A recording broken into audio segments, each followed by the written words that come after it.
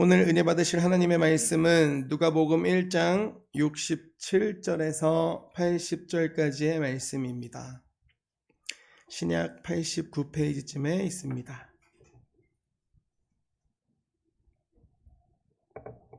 누가복음 1장 67절에서 80절까지 말씀입니다. 같이 한 목소리로 읽겠습니다. 시작.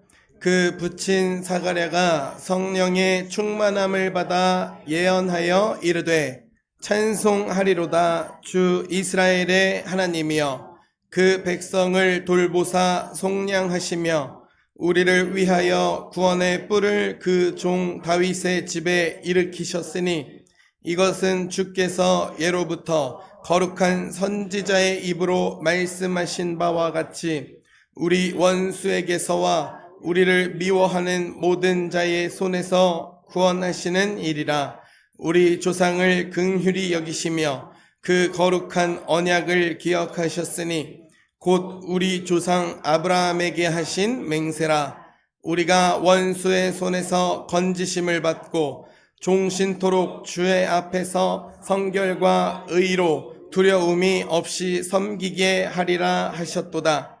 이아이여 내가 지극히 높으신 이의 선지자라. 일컬음을 받고 주 앞에 앞서가서 그 길을 준비하여 주의 백성에게 그 죄 사함으로 말미암는 구원을 알게 하리니 이는 우리 하나님의 긍휼로 인함이라.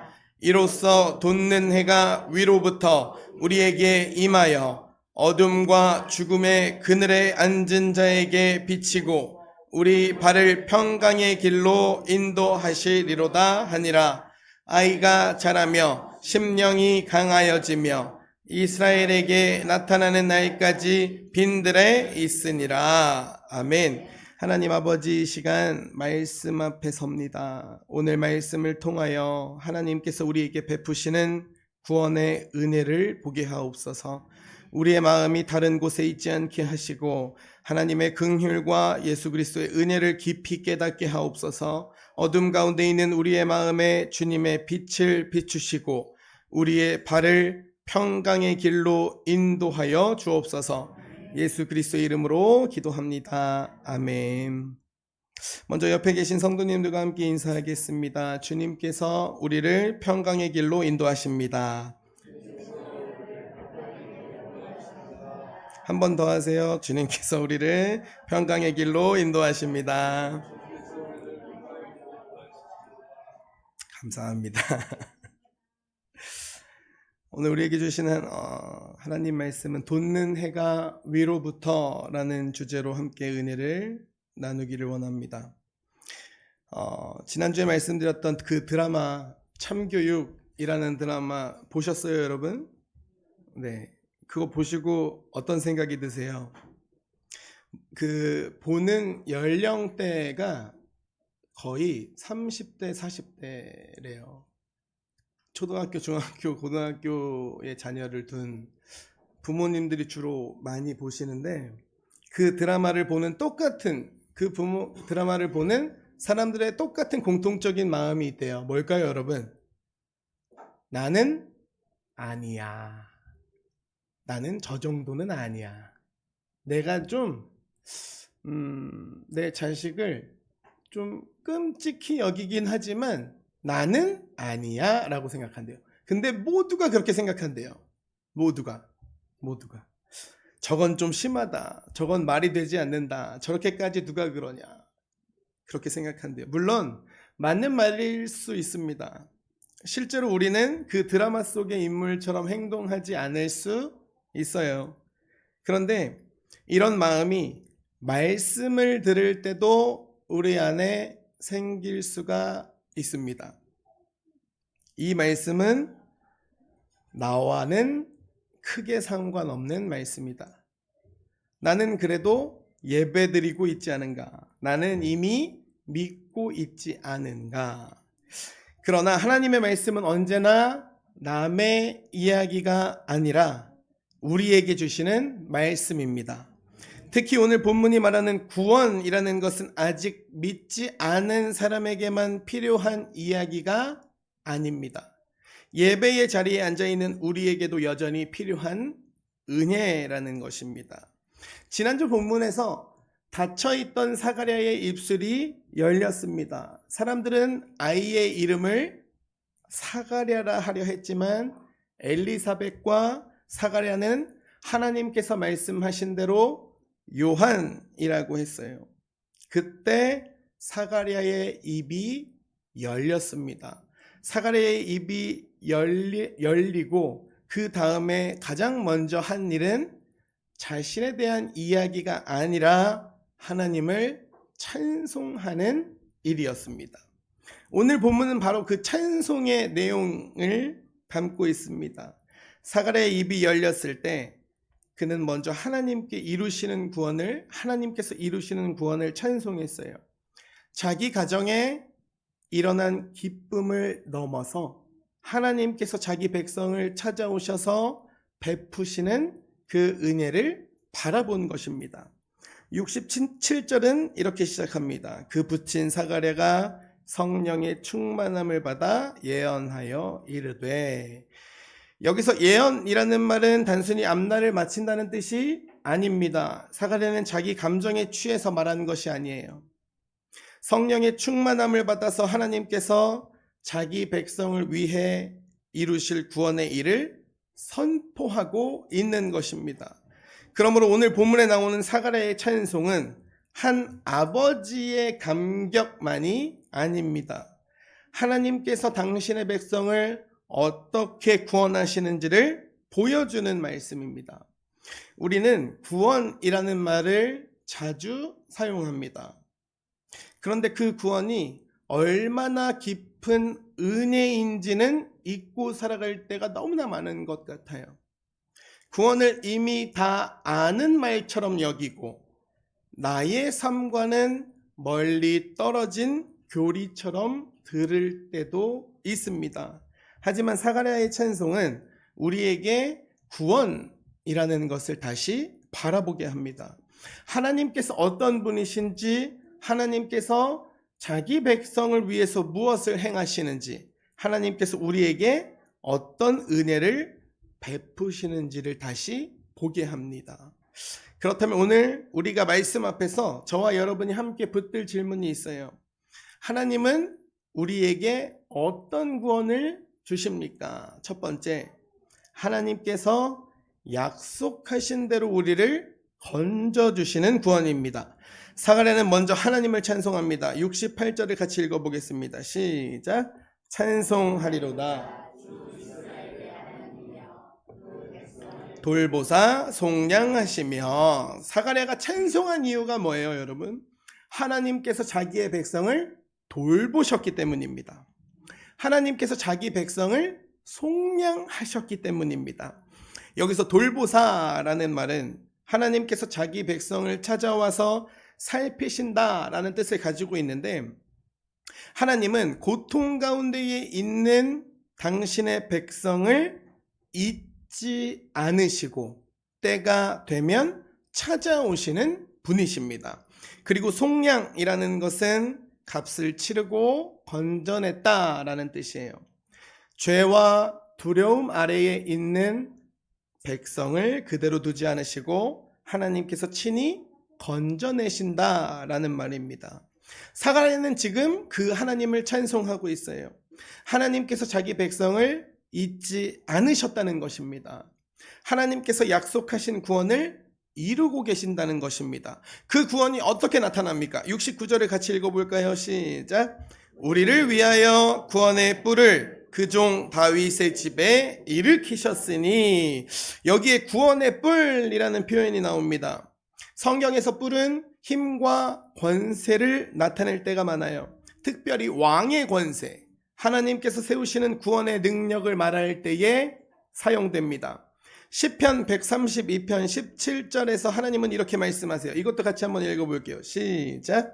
내가 거기서 다윗에게 뿔이 나게 할 것이라. 내가 내 기름 부은 자를 위하여 등을 준비하였도다. 여기서 다윗에게 뿔이 나게 하신다라는 말씀은 그 다윗의 개인의 힘이 커진다는 뜻이 아니라 다윗의 집에서 하나님께서 기름 부으신 왕, 자기 백성을 구원하실 메시아가 나오게 하신다라는 뜻입니다. 그러므로 사가랴가 말한 구원의 뿔은 하나님께서 자기 백성을 건지실 강한 구원자를 세우셨다는 말입니다. 그 구원자가 어디에서 일어납니까? 69절을 다시 볼까요? 그 종 다윗의 집에. 이 말은 하나님께서 오래전부터 약속하신 메시아의 구원을 이루고 계신다는 뜻입니다. 사가랴는 하나님께서 다윗의 집에서 오실 예수 그리스도를 통해서 자기 백성을 건지실 것을 찬송하고 있는 것입니다. 이 구원은 갑자기 시작된 일이 아니에요. 70절부터 73절까지를 보면 예로부터 거룩한 선지자의 입으로 말씀하신 바와 같이 그 거룩한 언약을 기억하셨으니 우리 조상 아브라함에게 하신 맹세라. 하나님은 어떤 하나님이요? 약속을 잊지 않으시는 하나님이십니다. 사람은 잊어버릴지 몰라도 하나님은 당신의 언약을 기억하십니다. 하나님은 아브라함에게 하신 약속을 기억하시고 다윗에게 하신 약속을 기억하시고 때가 되자 그 약속을 이루시는 하나님이십니다. 그 구원의 목적이 뭘까요? 74절과 75절을 같이 읽어보겠습니다. 시작. 우리가 원수의 손에서 건지심을 받고 종신토록 주의 앞에서 성결과 의로 두려움이 없이 섬기게 하리라 하셨도다. 아멘. 성결과 의로라는 말이 나옵니다. 성결이라는 것은 하나님 앞에서 경건하고 거룩하게 사는 삶을 뜻합니다. 신학교 대학원의 면접을 볼 때 성결에 대해서 설명하시오, 이렇게 물어봤어요, 그 교수님께서. 근데 그 앞에 들어간 사람들이 다 울면서 나오는 거예요. 여태까지 4년을 공부했으면서 성결에 대해서 깨끗함 이렇게밖에 말 못하냐? 막 이러신 거예요. 그러니까 앞에 있는 사람 막 다 울고 나오더라고요. 큰일 났다. 그래서 그때 그때는 스마트폰도 있었던 때도 아니고, 그래서 앞에 한 3명이 남아있길래 옆에 보이는 컴퓨터로 막 잽싸게 검색을 했어요. 대단하죠. 그 옆에 컴퓨터가 있다는 것도 참. 막 검색을 했는데 그 단어가 나오더라고요. 거룩이라는 단어가 나왔는데, 거룩이라는 것을 원어로 보면 하기오스라고 합니다. 하기오스. 하라는 것은 부정적인, 영어에서 말하면 not과 같은 거예요. not, not, not, no, 부정사. 기오스라는 것은 세상을 뜻합니다. 세상.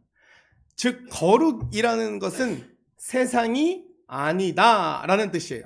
세상에 속한 것 모든 것이 아니다. 세상이 아니라 하나님을 선택하는 것, 그것이 거룩이에요. 그러니까 사실상 사람은 거룩해진다는 것은 불가능합니다.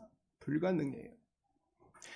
세상에 어떤 것도 선택하지 않고 하나님만 선택해야 하는 것이 거룩입니다. 그러니 거룩한 것은, 사람이 스스로 거룩해진다는 것은 불가능입니다. 그런데 하나님께서 함께 하시면 거룩해질 수 있습니다. 그래서 제가 그렇게 이야기를 했어요. 성결이 무엇이냐? 참 그 교수님도 참 질문을 좀 바꿔가면서 하시지. 그래서 기가 막히게 얘기를 했죠. 또 그랬더니 넌 누구냐고. 그래서 면접에 정말 하이패스로 통과됐어요. 하이패스로. 성결은 하나님 앞에서 경건하고 거룩하게 사는 삶, 그리고 의는 하나님의 뜻에 맞게 바르게 사는 삶을 뜻합니다. 하나님께서 우리를 원수의 손에서 건져주시는 이유는 내 마음대로 살게 하시려는 것이 아니에요. 하나님 앞에서 거룩하게 살려고 노력하고 하나님의 뜻에 맞게 바르게 살도록 하시기 위함이라는 것입니다. 교회 역사 속에 존 웨슬리라는 사람이 있어요. 웨슬리는 영국 국교의 사제였고 훗날 감리교 운동의 중심 인물이 된 사람입니다. 그는 참 열심히 있던 사람이에요. 말씀을 열심히 전했고 선교도 열심히 했고 경건하게 살려고 무척이나 애를 썼습니다. 그러나 오랫동안 자기 안에는 구원의 확신이 없었다라고 말합니다. 잘 들어보세요, 여러분. 말씀을 열심히 전하고 말씀을 열심히 봤어요. 선교도 열심히 했어요. 헌금도 당연히 열심히 했습니다. 그런데 나의 안에는 구원의 확신이 없었다라고 고백합니다. 그 웨슬리가 1738년 5월 24일에 영국 런던에 있는 이게 하도 대학교 때 이 시험 문제가 나와가지고 내가 내 생일도 모르는데 이 사람 회심 날짜를 기억하고 있어요. 1738년 5월 24일 그 영국의 한 모임에 참석을 했어요. 그래서 그 모임에서 로마서 서문이라는 것을 읽는 모임이었어요. 말 그대로 그냥 성경을 읽는 모임이라고 생각하시면 돼요. 그런데 그 성경을 읽다가 그 성경을 해석해 놓은 것을 읽다가 믿는 믿음을 통해서 우리의 하나님께서 나의 마음에 일으키시는 변화라는 그 내용을 읽었을 때 갑자기 자기의 마음이 굉장히 뜨거워졌다라고 고백합니다. 그리고 그때 웨슬리가 회심을 하고 그리스도만을 구원으로 신뢰하게 되었고 하나님께서 자기의 죄를 용서하셨다라는 것을 확신하게 되었다라고 고백합니다. 웨슬리는 굉장히 오랫동안 열심히 신앙생활을 했지만 참된 평안과 안식을 얻지 못했습니다. 그런데 예수 그리스도의 복음을 다시 깨닫게 되었을 때에 하나님께서 자기 죄를 용서하셨다라는 확신을 갖게 되었어요. 결국 사람을 붙드는 것은 자신의 열심이나 자신의 능력이나 자신의 공로가 아니라 예수 그리스도 안에 있는 하나님의 은혜입니다. 사가랴가 찬송한 구원도 그래요. 하나님은 자기의 백성을 잊지 않으시고 하나님은 약속을 기억하셨습니다. 하나님은 때가 되면 당신의 백성을 찾아오셔서 죄와 두려움 가운데 있는 백성을 건져주신다는 것입니다. 사랑하는 성도 여러분, 우리는 때로는 하나님께서 나를 잊으신 것처럼 느낄 때가 있을지 모릅니다. 기도했지만 응답이 늦어지는 것 같고 오래 믿었지만 마음의 두려움이 사라지지 않는 것 같고 삶의 문제가 여전히 남아 있는 것처럼 보일 때가 있어요. 그러나 하나님은 당신의 백성을 절대로 잊지 않으십니다. 하나님은 약속하신 대로 반드시 찾아오십니다. 하나님은 예수 그리스도를 통해서 우리를 죄와 두려움에서 건져주십니다. 약속하신 대로 자기의 백성을 돌보시고 속량하시고 건져주시는 하나님을 철저히 신뢰하는 저와 여러분이 되시기를 주님의 이름으로 축복드립니다. 하나님은 우리에게 어떤 구원을 주실까요? 두 번째, 어둠 가운데에 있는 우리를 평강의 길로 인도하시는 구원입니다. 하나님은 약속하신 대로 당신의 백성을 건져주신다고 했죠. 그런데 그 구원은 거기서 끝나는 것이 아니라 하나님은 어둠 가운데에 있는 우리에게 빛을 비추시고 우리의 발을 평강의 길로 인도하십니다. 76절 말씀을 같이 읽어보겠습니다. 시작. 이 아이여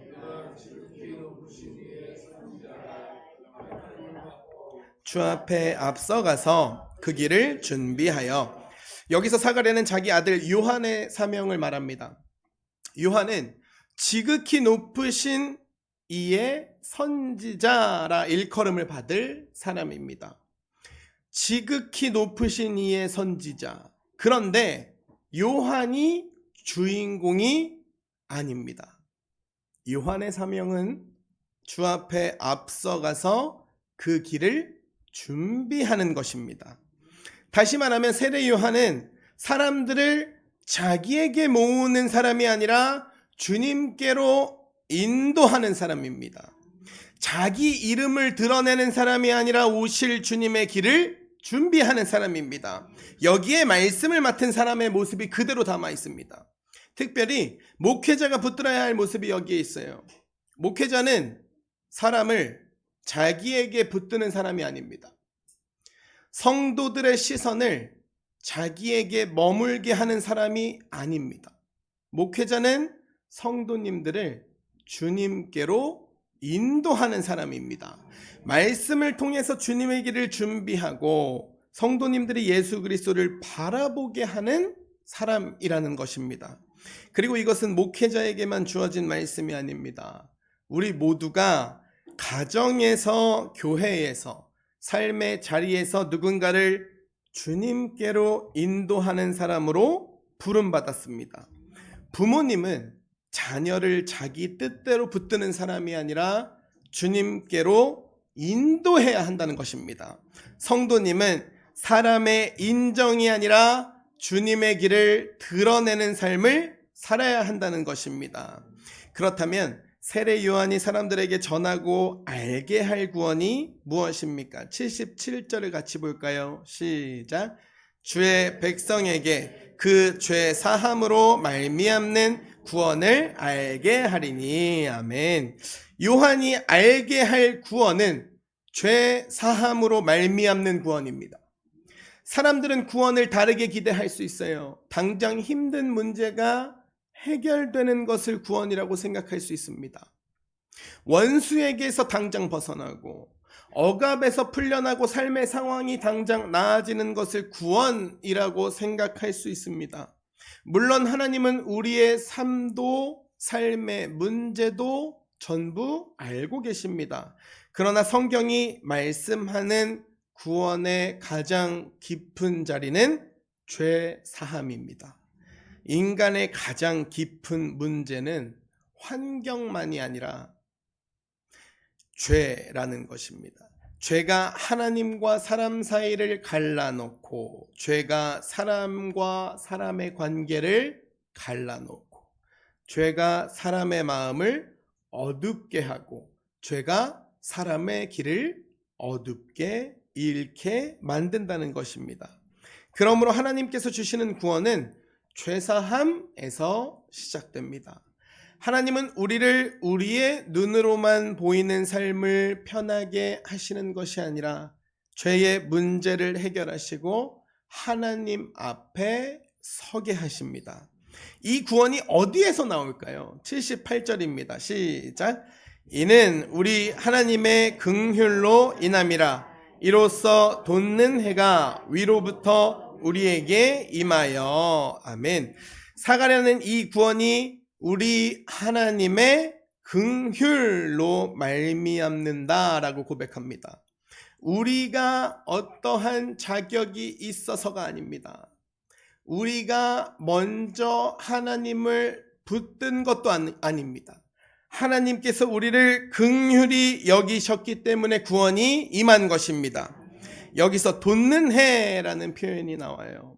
원어로는 아나톨레라고 하는데 해가 떠오르는 것, 위로부터 임하는 빛이라는 뜻을 가지고 있어요.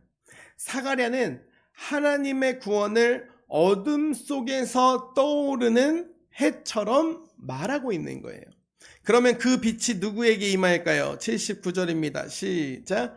어둠과 죽음의 그늘에 앉은 자에게 비치고 우리 발을 평강의 길로 인도하시리로다 하니라. 아멘. 성경은 인간의 상태를 어둠과 죽음의 그늘에 앉은 자라고 말합니다.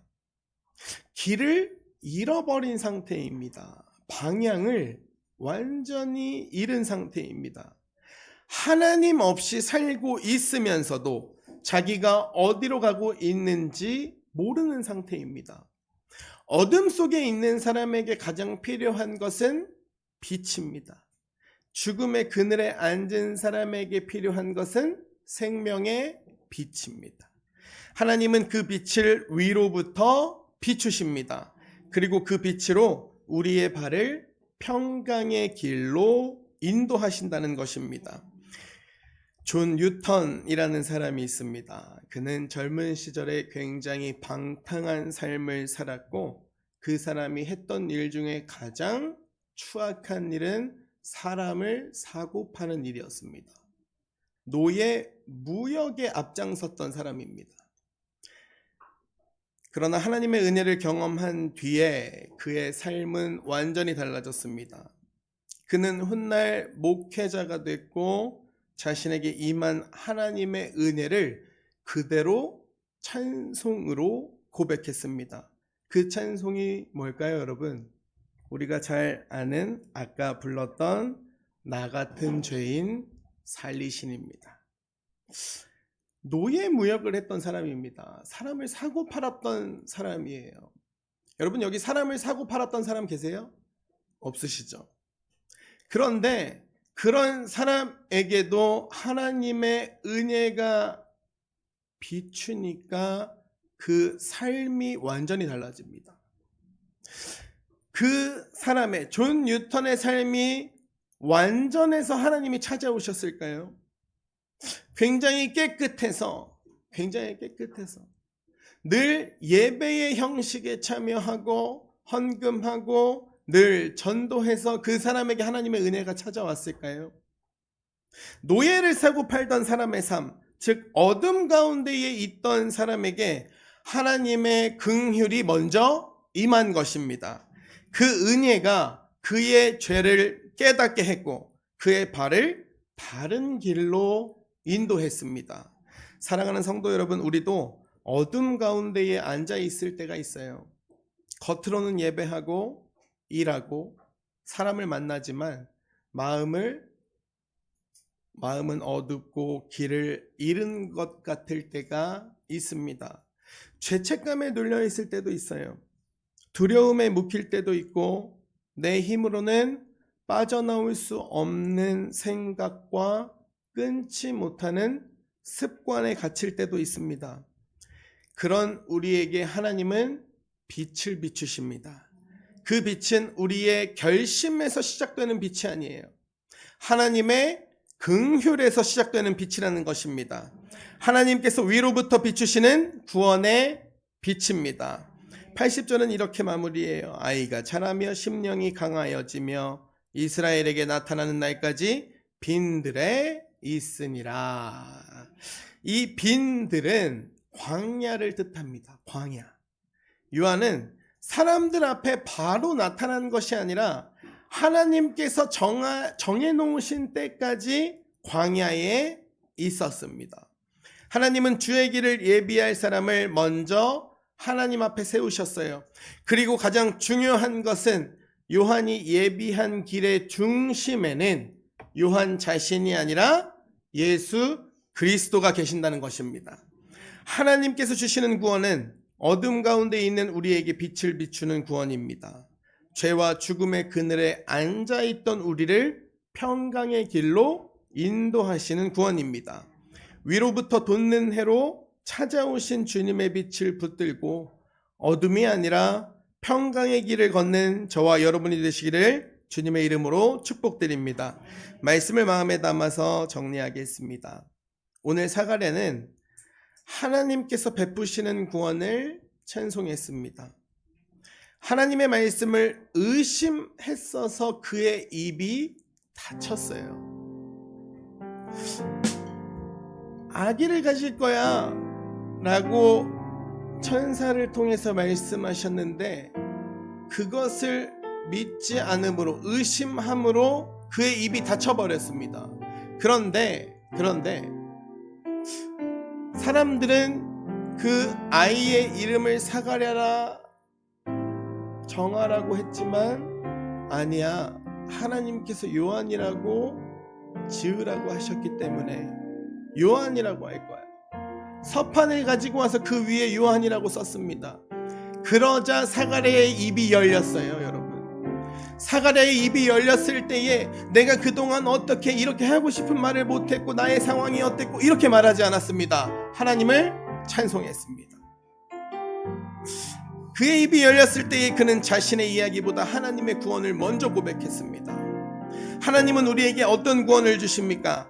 하나님께서 약속하신 대로 우리를 건져주시는 구원입니다. 하나님은 자기 백성을 잊지 않으십니다. 오래전에 하신 약속을 기억하시고 다윗의 집에서 구원의 뿔을 일으키셔서 예수 그리스도를 통해 우리를 죄와 두려움에서 건져주십니다. 하나님은 우리에게 어떤 구원을 주십니까? 어둠 가운데 있는 우리를 평강의 길로 인도하시는 구원입니다. 하나님은 자신의 힘으로 빛을 찾을 수 없는 우리에게 위로부터 돋는 해를 비추십니다. 죄사함의 은혜를 알게 하시고 길을 잃은 우리의 발을 평강의 길로 인도하십니다. 사랑하는 함께 가는 교회 형제자매 여러분, 구원은 저 믿지 않는 다른 사람, 남의 이야기가 아닙니다. 이미 믿고 있는 우리에게도 날마다 붙들어야 할 은혜라는 것입니다. 우리의 열심이 우리를 구원하는 것이 아닙니다. 우리의 자격이 우리를 하나님 앞에 세우는 것도 아닙니다. 오직 하나님의 긍휼이 우리를 찾아오고 예수 그리스도의 은혜가 우리를 살린다는 것입니다. 낙심 가운데 있으시다면 약속하신 하나님을 바라보십시오. 죄책감에 눌려 있다면 죄사함의 은혜를 붙드십시오. 두려움 가운데 있다면 평강의 길로 인도하시는 주님을 신뢰하십시오. 위로부터 돋는 해로 우리에게 임하신 예수 그리스도의 은혜 안에서 죄와 두려움에서 건짐받고 평강의 길을 걸어가는 함께 가는 교회 모든 성도님들이 되시기를 주님의 이름으로 간절히 축복드립니다. 찬양하시겠습니다.